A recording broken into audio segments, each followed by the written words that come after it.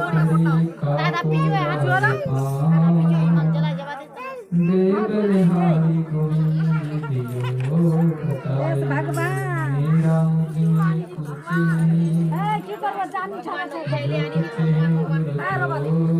तेरा तुझको सोचते एक बार बोलते श्री सद्गुरु महाराज की जय। श्री सद्गुरु महाराज की जय। श्री सद्गुरु महाराज की जय। उमापति महादेव की जय। श्रीमान संत सद्गुरु के युगल पावन चरण कमलों में बारंबार कोटि प्रणाम। देवादि आदिदेव महादेव के चरण कमलों में बारंबार कोटि प्रणाम। यत्र तत्र एकत्रित होकर के पधारे में सभी सत्संग प्रेम धर्म प्रेमी महानुभाव साधु समाज संत समाज के योग चरण कमलों में बारंबार दंडवत कोटि प्रणाम। मेरे प्रणाम को स्वीकार करें। एक बार बोली सिया रामचंद्र की जय। पवन पुत्र हनुमान की जय। संकट मोचन की जय। हम लोग रात्रि काल से ही कथा सत्संग पाठ को सुनते आ रहे हैं, तो इसीलिए आज हम विशेष पाठ रखेंगे रुद्राक्ष, शंख और बेलपत्र। क्या शिव जी के मंदिर में शंख फूकना चाहिए या क्या शिव जी के मंदिर में शंख की पानी चढ़ाना चाहिए किया ना चाहिए? ऐसा कितने लोगों के घर में शंख है? जरा हाथ उठाकर बोलो। तो हम लोग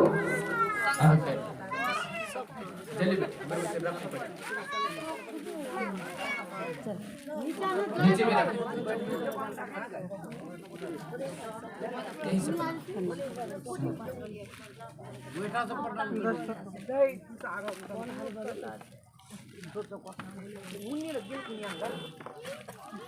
एक बार बोली शंकर भगवान की जय।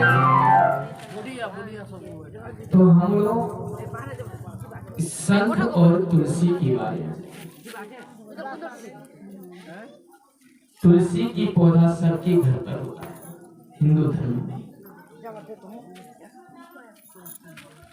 कोई लोग तुलसी के विवरण में कहते हैं, श्री रामायण में लिखा हुआ है कि विभीषण जो था उनके घर पर एक छोटा सा अरे भगवान मोबाइल लगी रही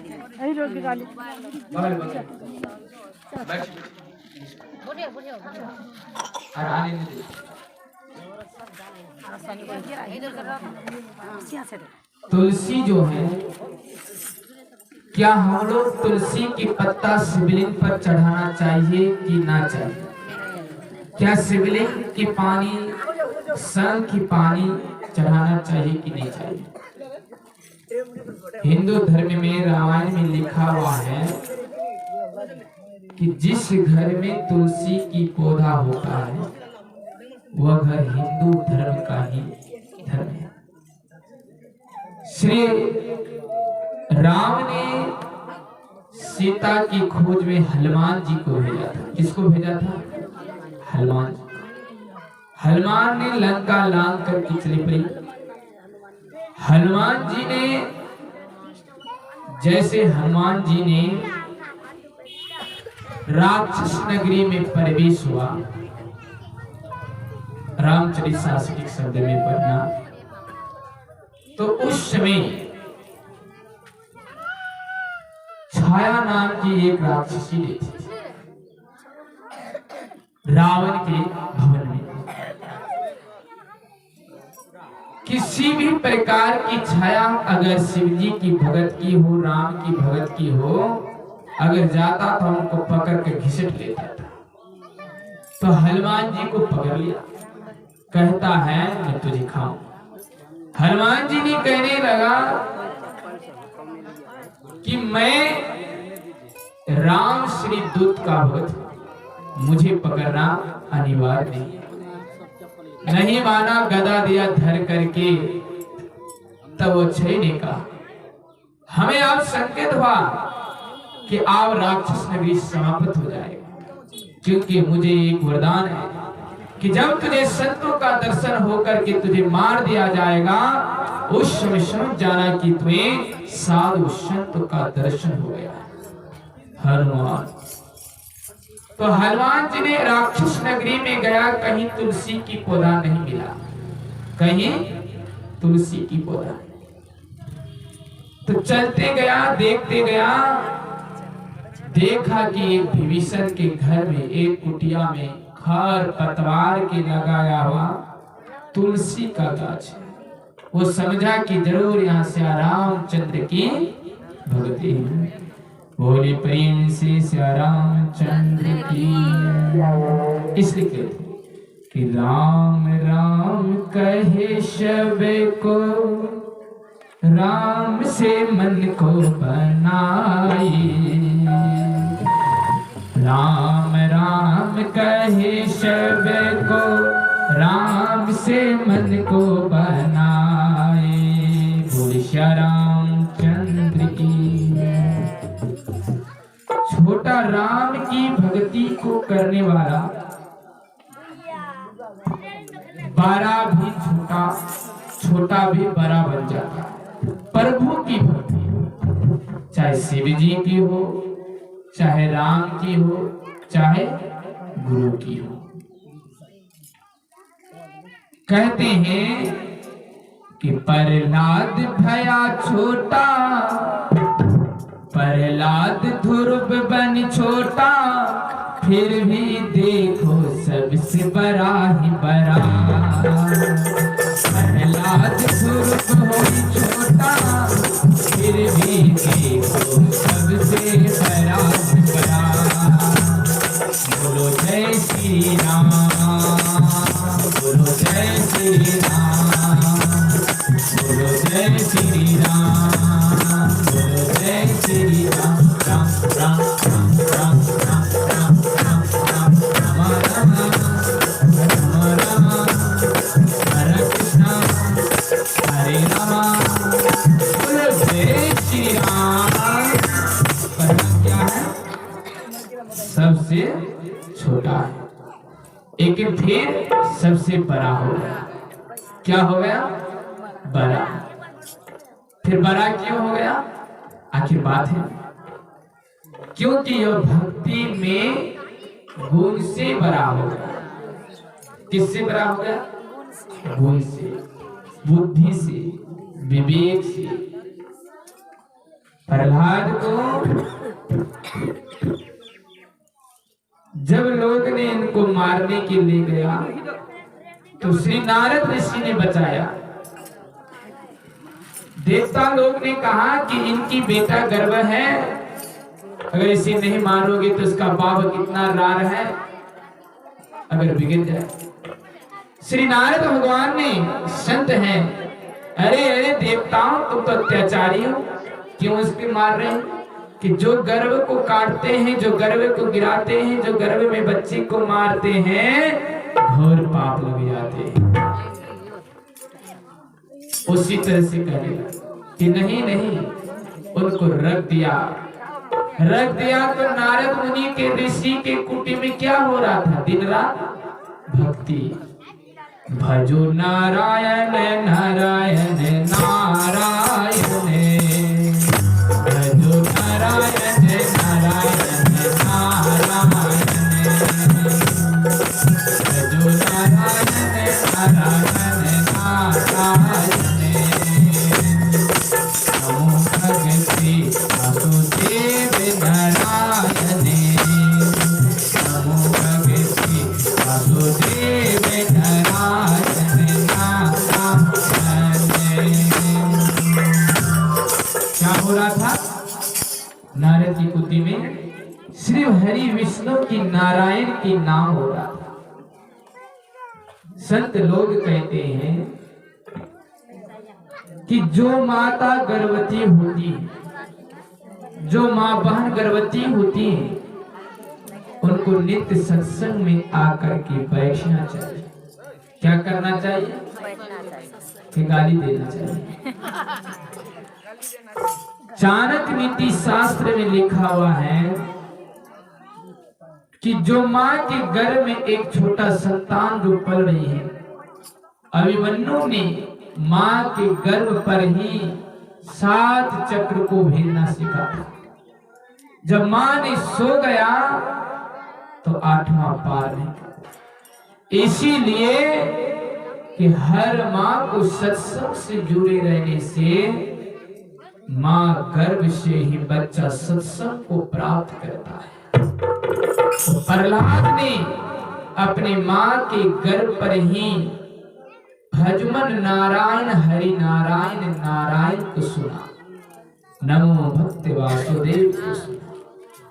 उसी को सुन करके प्रहलाद ने अपने कान पर और कुटी में रह करके राक्षस के बेटा भी सिया रामचंद्र की भक्ति बन गया। तो इसीलिए उनको प्रहलाद को अच्छी शेरनी पर दर्ज दिया जाता। अगर राक्षस के घर में रहता तो वही हो जाती। एक छोटा सा नपुंसक था। एक राजा था। क्या था? एक राजा ने बाजार घूमने के लिए चल दिया। कहा? मार्की बाजार, दिघल बेंटे से। वहां 2 प्रकार की सुग्गा या तोता बिक रहा था, जिसे कहते हैं तोता देते। एक ही पिंजरा, एक ही रंग, एक ही डिजाइन पिंजरा का, एक ही डिजाइन सुग्गा का। खरीद वाले से कहते हैं, राजा इस सुग्गा की दाम कितना है? खरीद वाला कहते हैं दुकानदार कि इस सुग्गा का दाम 500 है, एक का दाम 100 है। कि अंतर क्या लग रहा है? अंतर तो हम देख रहे हैं कि बराबर है। दुकानदार ने कहा, राजा पहले तुम ले जाओ। राजा मंत्री को ऑर्डर दिया कि ठीक है, दोनों को खरीद लीजिए। दोनों को ले गया, जाकर के अपनी जहां सोया था वहीं चांद दिया। जो सुग्गा दूसरे कुरदंगी के घर की था वह गाली पड़ रहा था। जो सुग्गा साधु के घर की थी तो राजा को जगा रहा। क्या जगा रहा है? उठ राजा राम राम, उठ राजा राम राम, रे भैया तेरे दरबार में राम राम राम। उठ राजा राम राम, रे भैया तेरे दरबार में। श्री राम श्री राधे राधे राधे, श्री राम महादेव महादेव, श्री राम राम राम राम राम। किसके घर की सुग्गा बोलता राम राम? साधु के घर की। साधु के घर की सुग्गा राम राम। इसलिए साधु का लक्ष्य होती है 3 बजे 4 बजे निंद्रा टूट जाती है। अच्छी तुम सब साधु, हम सब साधु।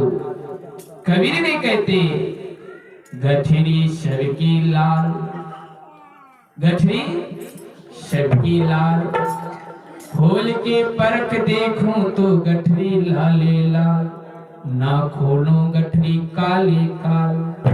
क्या है? गठरी सबकी लाल। ये लाल कौन?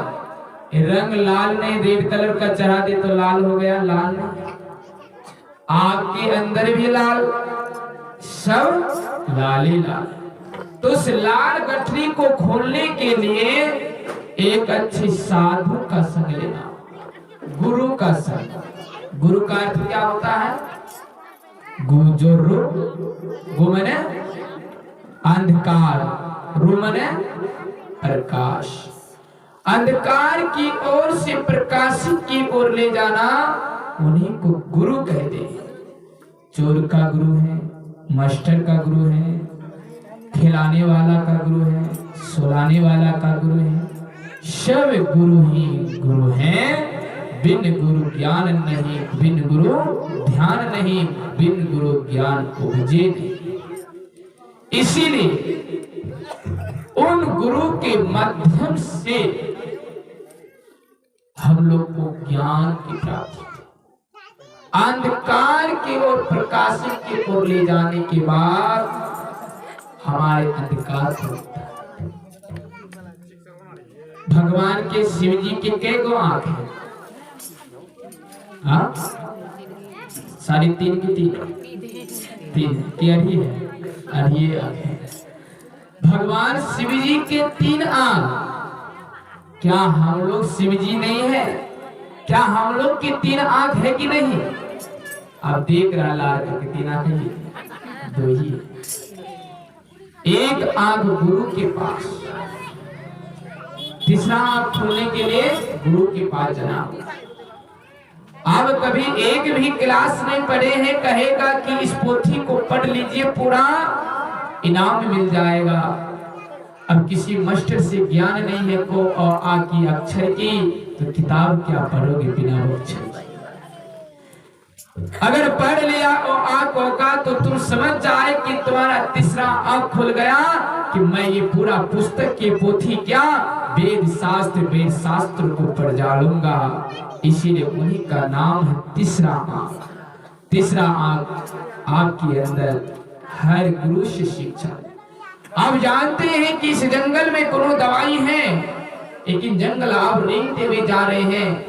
ऐसी जंगलकार को पहचानने वाला आएगा कि ये जंगल तुम्हारे घर के सामने है, पेट की दर्द के लिए लग जाता है, तो तीसरा आंख खुल गया।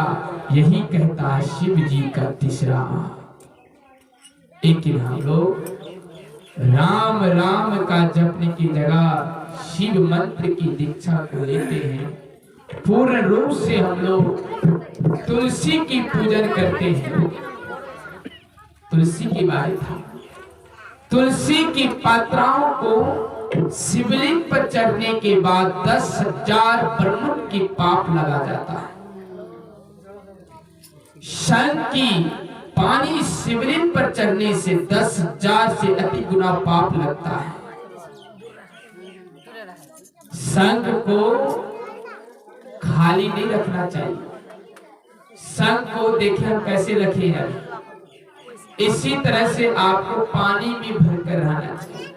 शंख क्षीर समुद्र सागर में रहते हैं, बीच में खाली क्यों रहते हैं? माँ लक्ष्मी बैठने का निवास है। हरि विष्णु नारायण की पैर को दबाते हैं। क्या देखते हैं कि पैर को दबाते हैं। इसीलिए शंख पर पीला चंदन की पानी देकर रखने से, शंख को डेली साफ सुथरा करने से, शिव जी के शिष्य तो ढेर बन गया है। कभी घर पर एक फोटो तस्वीर को नहीं पोछा लगाते, नहीं आसन को साफ करते हैं, ना कुछ करते हैं। चर्चा करने वाला तो ढेर हो गया है। रात में चर्चा करते हैं, दिन में मछली खाते हैं, और घर में कब चर्चा कर भी नहीं करते हैं। फिर चर्चा आएगा तब करेंगे खर्चा। ऐसे नहीं, सच्चा साधु कभी अपनी रूटीन को छोड़ता। जिस तरह से सूरज अपने किरण को समय में देने के लिए, प्रकाश देने में टाइम नहीं लगता है, उसी तरह से एक महात्मा जो है, जो गुरु की युक्ति और वित्ती को सुन लेता है, जब तक एक लोटा जल शिवलिंग पर नहीं चढ़ाते हैं, शिव नाम की ध्यान और स्मरण को नहीं करता है, तब तक भोजन नहीं करता है। उन्हीं को सच्चा शिव जी के शिष्य कहलाते हैं। अब हम सब लोग शिव जी के अगर शिष्य हैं, तो एक लोटा जल भी पानी शिवलिंग पर चढ़ा है।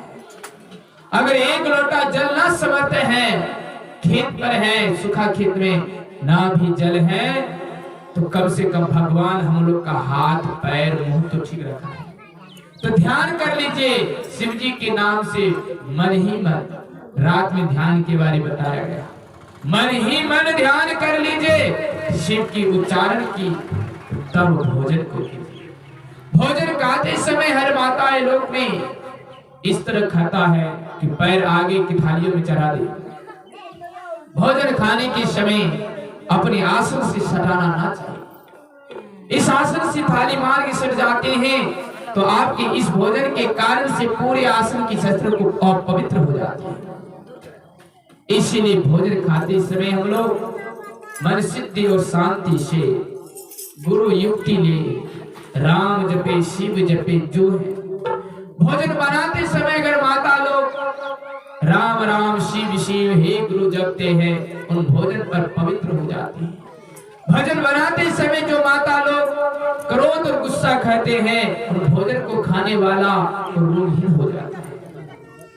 भोजन बनाते समय माता लोग अगर यदि दिमाग में टेंशन रखते हैं, तो भोजन को जो खाते हैं उनकी सब परिवार कुटुंब कबीला खाने वाला ध्यान नहीं रखता। जैसी अन्न तैसी मन, खाओ विधा विजन, भोजन करो शुद्धिकरण। अपने शरीर को पवित्र करके नहा धो करके भोजन बनाइए।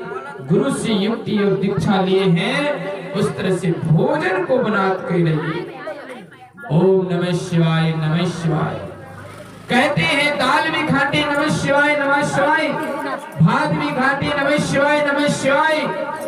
एक दिन याद रखना, तुम्हारे कंठ में बज गया नमः शिवाय नमः शिवाय, तो तुम रास्ते पट में चलोगे, जूता भी बोलेगा तो लगता कि मेरे मन में नमः शिवाय का ही गुणक हो रहा है। अगर यदि आप धान काट रहे हैं, कचिया से आवाज आ रही है, तुम्हें हमेशा नमः शिवाय से प्रेम है, ओम नमः शिवाय, तो कचिया के धुनी से भी आपको नमः शिवाय का मंत्र का उच्चारण ही नजर आएगा। कहाँ भूत और कहाँ प्रेत।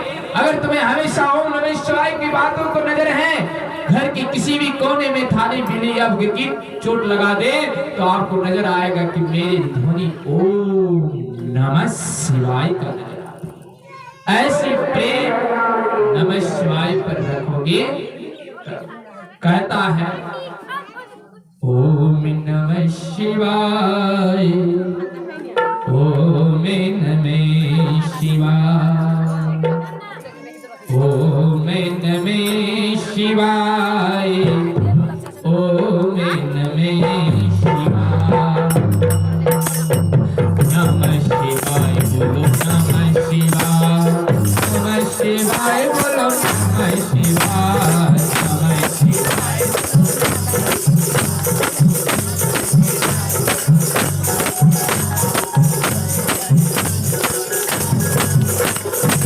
बोलो नमः शिवाय, नमः शिवाय। नमः शिवाय, नमः शिवाय, नमः शिवाय, नमः शिवाय, नमः शिवाय, नमः शिवाय, नमः शिवाय, नमः शिवाय, नमः शिवाय। ओम नमः शिवाय। ओम मने सृष्टि, नमः मने प्रणाम, शिवा मने कल्याण। 5 अंश है, न है, म है, स है, वा है, य है।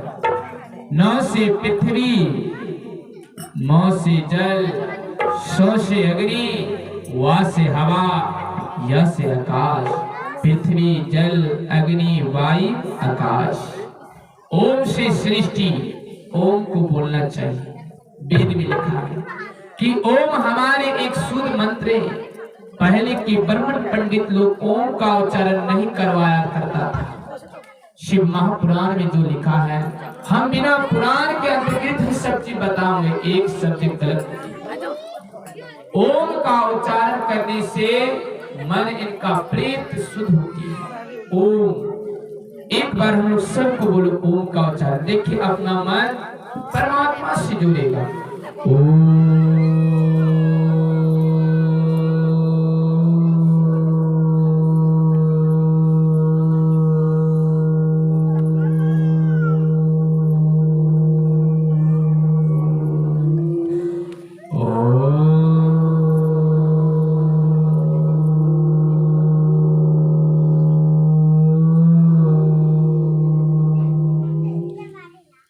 जो आया हमारा मन पवित्र हुआ।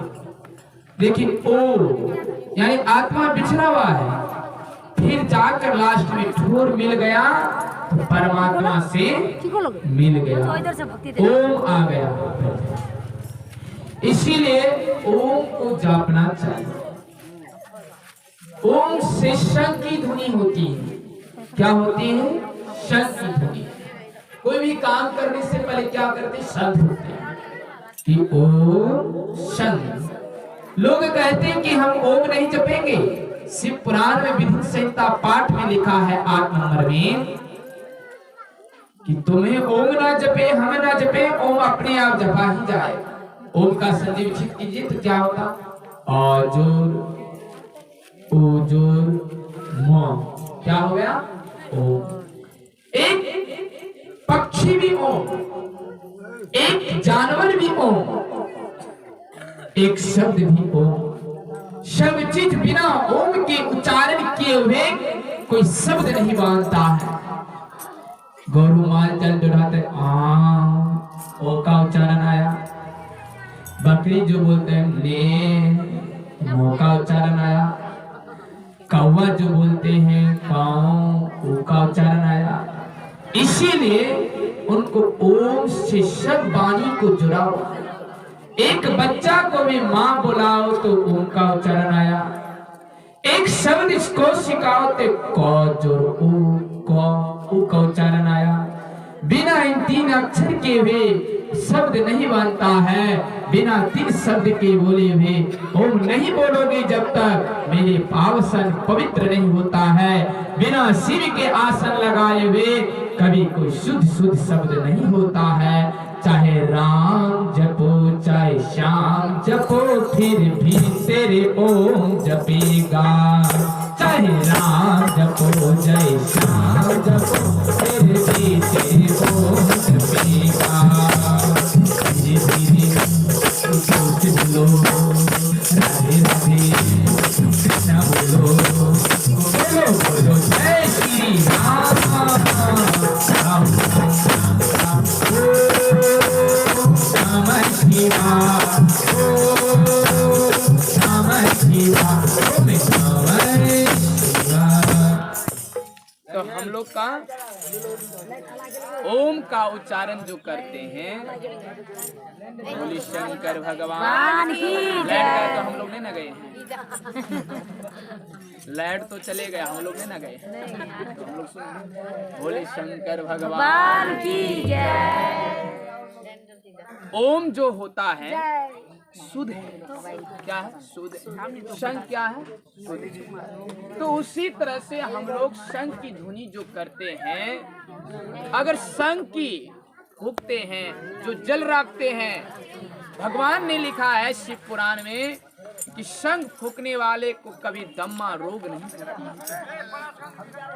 शंख फूंकने वाले को कभी श्वास रोग नहीं होती है।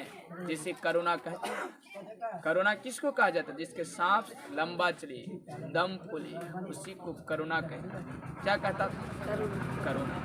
तो हम कह देते कि शंख फूंकने वाले को कभी कोरोना नहीं होगा। तो साध करके शंख को फूंकता है 1 सेकंड 2 मिनट 1 मिनट, तो इसका कोरोना होगा। लंबा सांस, इसका सांस रोग होगा, दम्मा होगा।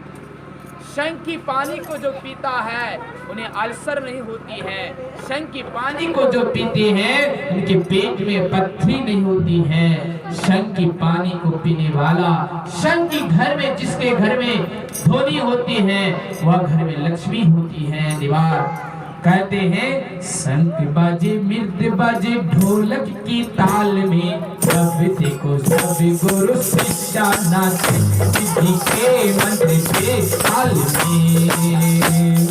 बोलो राम राम बोलो शिव शिव शिव बोलो शिव शिव राधे राधे बोलो महादेव बोलो महादेव महादेव महादेव महादेव महादेव महादेव महादेव की जय। तो शंख की पानी को पीने से साफ होती है। शंख की पानी को भूल करके भी शिवजी के मंदिर पर शिवलिंग पर ना चढ़ाए। शंख और तुलसी में इसलिए शत्रु माना जाता है। भोलेनाथ ने शंख चूर नामक देवता था, सुदानाम जो था ना कृष्ण की बगल, वही शंखचूर देवता बना। और शंखचूर की पत्नी तुलसी थी। विष्णु भगवान ने छल कपट करके तुलसी की पतिव्रताओं को त्यागा, तब शंखचूड़ के अत्याचारों को मारा और शिवजी ने मारा। शंखचूड़ के पास ऐसी कवच था कि इसको कोई मार नहीं सकता, और वो पतिव्रता नारी थी कि इसका भक्ति करे तो उसका पति को कौन मारे। भोलेनाथ ने कहा, हे विष्णु तुम छल्ली हो, अगर इसकी पतिव्रता नारी को भ्रष्ट नहीं करोगे तो शंखचूड़ देवता नहीं मार पाएंगे। हाँ, इसीलिए उनकी विष्णु भगवान ने ऐसी रूप बनाकर गया, ब्रह्म पंडित का धारण करके गया, शंखचूड़ से कवच को मांग लिया। दूसरे दिन गया विष्णु ने अपना पति स्वरूप धारण किया। शंभोग मिथुन के समय जब गया, तुलसी ने ये पहचाने, तुलसी देव श्राप लगाए, विष्णु भयो एक पत्थर समाने। शालिग्राम पत्थर कहते हैं, यह नर्मदा नदी पर दिया जाता है। नर्मदा नदी के किनारे उन शालिग्राम पत्थर ने कीड़ा काट काट करके जो गिर जाता पानी में, वह शालिग्राम है। जो कीड़ा नहीं काट कर गिरता ऊपर में रहता, वह पत्थर कोई काम का नहीं होता है, इसीलिए उसे शालिग्राम। वही शालिग्राम में तुलसी ने उत्पन्न हुआ, क्योंकि पूर्व जन्म में तो विष्णु और तुलसी का मिलन था। ये तो छल कपट करके वह दूसरे जन्म में पति पत्नी नारी बने। इसीलिए हमारे शिव जी की ऊपर तुलसी की पत्र नहीं चढ़ता है, बची बेल पत्ता। बेल की वृक्ष जिसके घर में अर्थव्यवस्था पैसा की कमी होती है, अगर बेल के वृक्ष के सामने घी की दिया जलाते हैं, उन्हें कोई टेका पैसा की कमी नहीं होती। 33 कोटि देवी देवता पीपल के गछ में निवास करता है, बेल के वृक्ष में एक ऐसा ही फल है जो माँ लक्ष्मी निवास करता है। कौन निवास करता है? लक्ष्मी। अच्छा, लक्ष्मी सबको जरूरत है कि और किसी को खाली जरूरत है? हाँ, सभी को। तो क्या है? लक्ष्मी सबको है। तो लक्ष्मी को जरूरत सबको है, लेकिन लक्ष्मी के साथ उल्लू भी रहता है। लक्ष्मी के साथ कभी कभी कोई तस्वीर देखना, लक्ष्मी, सरस्वती, गणेश जी रहता कि नहीं? इसका मतलब क्या है जानते हैं? आप ही लक्ष्मी हैं। उस फोटो को देखते हैं तो आपके अंदर में भी हम लोग का लक्ष्मी है। मान चलिए आपके पास धन है तो आपके परिवार में कोई ना कोई एक लड़का उच्चक्का निकलेगा, कोई चाहे पति निकले, चाहे कन्या बदबनिया निकले, चाहे पोतो चटपटाई निकले, एक ना एक निकलेगा। तो उल्लू कौन रहता है? वो उल्लू हो गया। तो लक्ष्मी की सवारी उल्लू है, तो उसी को उल्लू कहता है। अगर इस उल्लू से नहीं बचा, तुम्हारा धन गायब हो जाएगा। और उच्चक्का से नहीं बचा, शराब से नहीं बचा, उन पुथो उच्चक्का से नहीं बचा, कन्या उच्चक्का से नहीं बचा, मोगी उच्चक्का से नहीं बचा, तो इधर उधर से उल्लू उड़ जाएगा, धन पार हो जाएगा। होगा क्या? और साथ में गणेश भगवान भी एक तस्वीर में है ना। गणेश भगवान बुद्धि की दाता है। क्या है? बुद्धि की दाता है। कहता जय गणेश देवा, जय गणेश देवा, माता जगी पार्वती पिता महादेवा, माता जगी पार्वती पिता महादेवा, जय गणेश देवा, माता जगी पार्वती पिता महादेवा। आधे को हाथ दे, कोढ़े को काया, कांधर को पुत्र दे, गिरधर को माया। जय गणेश देवा, माता जगी पार्वती पिता महादेवा। फूल चढ़े पान चढ़े और डरे मेवा, राम शरण संत करे सेवा। फूल चढ़े पान चढ़े और डरे मेवा, राम शरण संत करे सेवा। माथे को आँख दे, मोहित को काया, कांधर को पुत्र दे, गिरधर को माया। श्री गणेश भगवान की जय। तो गणेश भगवान बुद्धि की दाता क्या है? बुद्धि की लड़ाई। आपके पास धन है, अगर सच रूप से बुद्धि नहीं है तो धन बेकार चले जाएगा। अब धन कहाँ खर्चा करने वाला चीज है, तुम करते हैं कहाँ खर्चा? आया आनंद पूजा, नचा दिया चरोटी सौ, आया दुर्गा पूजा, नचा दिया बैंड बाजी की जाजा, पैसा हो गए बर्बाद। आया महेश्वरी बच्चा का जन्म दिवस, पार्टी चला दिया दारू मुर्गा का, अब उसमें पैसा खर्चा कर रहे हैं, तो इसका मतलब तुम्हारा घर में गणेश भगवान भागा हुआ है। धन तो है लेकिन गणेश भगवान की बुद्धि आपके अंदर नहीं है। गणेश भगवान का बुद्धि थी तब ना मंदिर में चक्कर लगाते हैं। क्यों लगाते? 5 चक्कर 7 चक्कर, क्योंकि परिक्रमा जो लगाते हैं, गणेश भगवान ने सोचा मेरे मूसों की सवारी मैं यूं भयो कार्तिक मोर की सवारी, कैसे लगाऊं चक्कर धरे मूसो, धीमी धीमी गति चलने लड्डू खाए सवारी। क्या खाने वाला है, मेरा पेट भी है लंबा, अब लगाऊं तो कैसे?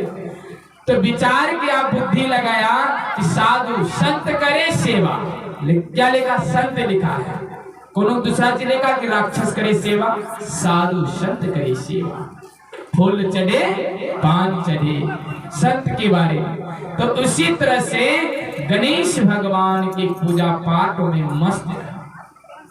तो उसी तरह से अगर आपके घर में गणेश नहीं है, धन है देरी, जो व्यक्ति धन को अच्छी जगह पर खर्च नहीं करते हैं वह धन चले जाता है विनाश के घर में। राजा हरिश्चंद्र ने राजा होकर के भी सत्यवादी था, लेकिन राजा ने हरिश्चंद्र धन को कभी साधु संतों की शरण में खर्च नहीं किया, इसलिए वह राजा होकर के भी डोम के घर में नौकरी। कभी राजा हुआ, कभी भिखारी को दान नहीं, कभी अन्य चीज दरवाजा में ला करके नाच नचवाया करता था, अच्छी वेश्या को नचाया करता था। इसीलिए राजा हरिश्चंद्र तो सत्यवादी था, लेकिन इनकी धन सही गति पर खर्च नहीं था। रावण तो धनवान था, लेकिन संतों के आगे धन खर्च नहीं किया, इसका धन तो चले गया नाश में। इसीलिए हम लोग भी अगर धनवान हैं तो धन को खर्चा कीजिए किसी महात्मा पुरुष के आगे में, किसी कीर्तन भजन सत्संग में लगा दे। इन शराबी दारू पिया हंस मुर्गा वाले को बुला करके अगर लगा दोगे तो बीड़ी सिगरेट गुटखा खाएगा, धन तुम्हारा विनाश हो जाएगा, घर में तुम्हारा धन नहीं लक्ष्मी चला जाएगा। इसी तरह से गणेश भगवान को बचाना चाहिए। यह गणेश का है, फोटो में के अंदर में? अंदर में है कि नहीं? तो आपका बुद्धि अगर सही गति है तो गणेश उस फोटो को देखकर नहीं, फोटो की चरित्र को उल्टा कर अपने अंदर में देखिए कि मेरे फोटो है कि। अब नहीं माता सरस्वती की। कौन है? सरस्वती। सरस्वती माता विद्यादानी है कि नहीं? वाणी को बोलना संभल करके, वाणी ऐसी बोलिए हिये तराजू तोल। वाणी को ऐसी बोलने कहता है कि डंडी में तोल करके बोले। अब यहाँ कथा हो रहा है, यहाँ कहेंगे कि नाच की